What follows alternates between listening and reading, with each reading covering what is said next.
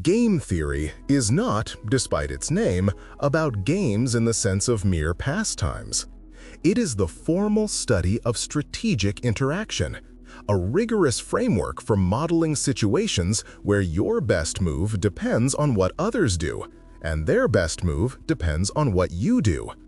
It strips away the noise of personality and emotion to reveal the cold, often counterintuitive, logic of conflict and cooperation.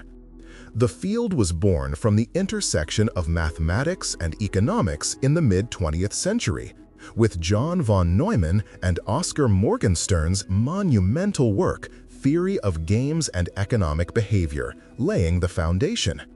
But it was John Nash, whose life was dramatized in A Beautiful Mind, who provided its most revolutionary and ubiquitous concept, the Nash Equilibrium. The core question game theory seeks to answer is deceptively simple. In a situation of interdependence, what is the rational thing to do? To understand this, we must start with its basic elements. Any strategic interaction modeled in game theory is called a game.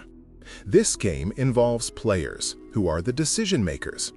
These players have strategies, which are the complete plans of action they can choose from. The combination of every player's chosen strategy leads to an outcome, which yields a payoff for each player. These payoffs represent the player's preferences, often quantified in utility, a measure of satisfaction or benefit. A critical assumption in classical game theory is that players are rational. This doesn't mean they are wise or moral, but that they have consistent preferences and will seek to maximize their own payoff given their beliefs about what others will do. They are perfect, self-interested logicians. The games themselves can be structured in different ways. In a simultaneous move game, like two companies secretly setting an advertising budget, players act without knowing the other's choice. In a sequential move game, like a game of chess, players take turns and later players have some information about earlier actions. Another key distinction is between zero-sum games, where one player's gain is exactly another's loss, like poker, and non-zero-sum games, where outcomes can involve mutual gain or mutual loss, which encompass most of social and economic life. The most famous gateway into this world is the prisoner's dilemma. Imagine two accomplices in crime arrested and held in separate cells. The prosecutor offers each a deal. If you confess and your partner remains silent, you go free while your partner gets 10 years. If you both confess, you each get 5 years.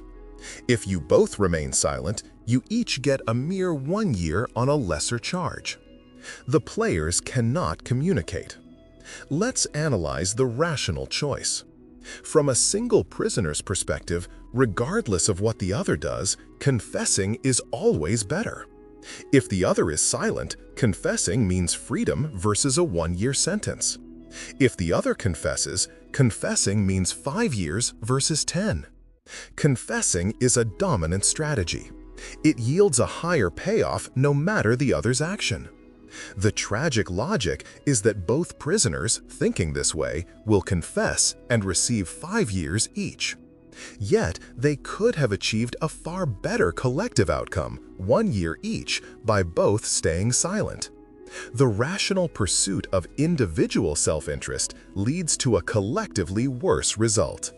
The prisoner's dilemma is a powerful parable for arms races, price wars between businesses, environmental pollution, and any situation where short-term private incentives undermine long-term collective good.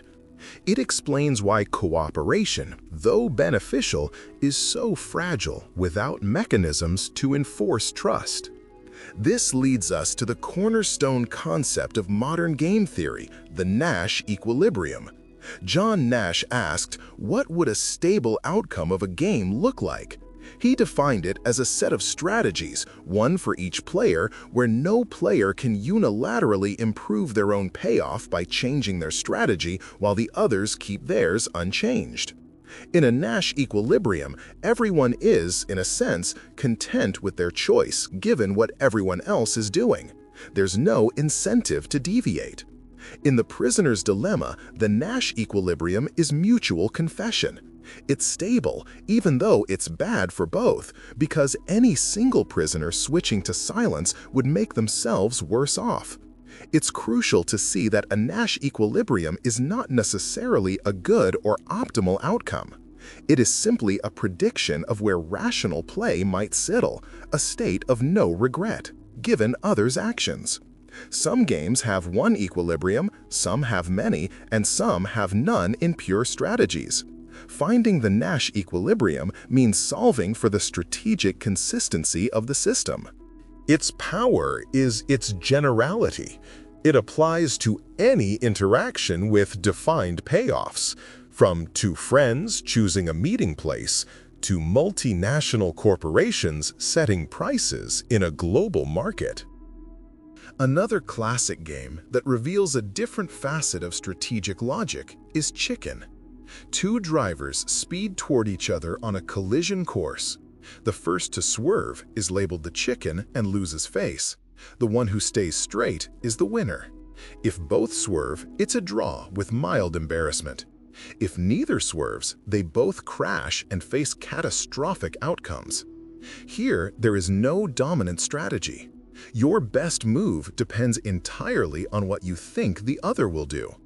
If you believe they will swerve, you should stay straight. If you believe they will stay straight, you must swerve. This game has two pure strategy Nash equilibria, one where you swerve and the other goes straight, and vice versa. The instability and danger comes from the fact that both players want to convince the other they are irrevocably committed to staying straight, to force them into the role of chicken. This model has famously been applied to nuclear brinksmanship during the Cold War, but also to less lethal standoffs like corporate mergers or aggressive negotiations, where the key is credible commitment to a seemingly irrational course of action. While these simple, one-off games provide profound insight, real life is often a series of repeated interactions. This is the realm of repeated games, and it changes everything.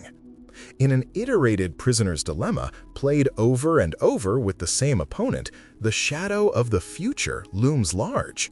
You have a history and an expectation of more rounds to come. Now, cooperation can become a rational strategy. If you betray me today, I can punish you tomorrow. The most famous exploration of this was Robert Axelrod's computer tournaments, where simple strategies for the iterated prisoner's dilemma were pitted against each other. The winner was tit for tat, a strategy of starting with cooperation and then simply mirroring the opponent's previous move. It was nice, retaliatory, forgiving, and clear.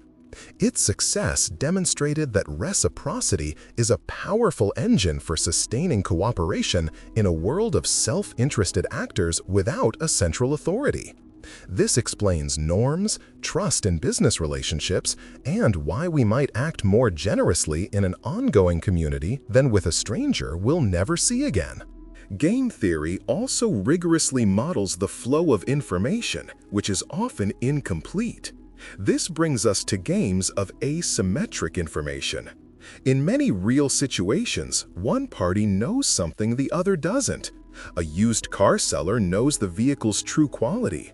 A job applicant knows their real ability. An insurance buyer knows their own risk profile. This leads to problems of adverse selection and moral hazard, concepts central to markets and contracts. To solve these, players must engage in signaling or screening.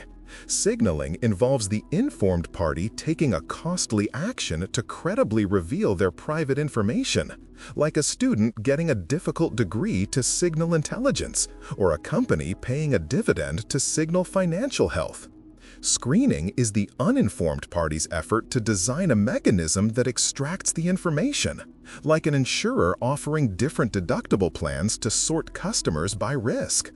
The dynamics of bluffing and poker, bidding and auctions, and negotiating salaries are all deeply analyzed through this lens of strategic information revelation and concealment. The applications of this analytical toolkit extend far beyond economics. In evolutionary biology, game theory models the competition for survival and reproduction. Strategies are not chosen, but are inherited behaviors, and payoffs are measured in reproductive fitness.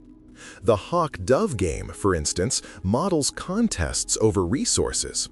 Hawks always fight, doves always back down.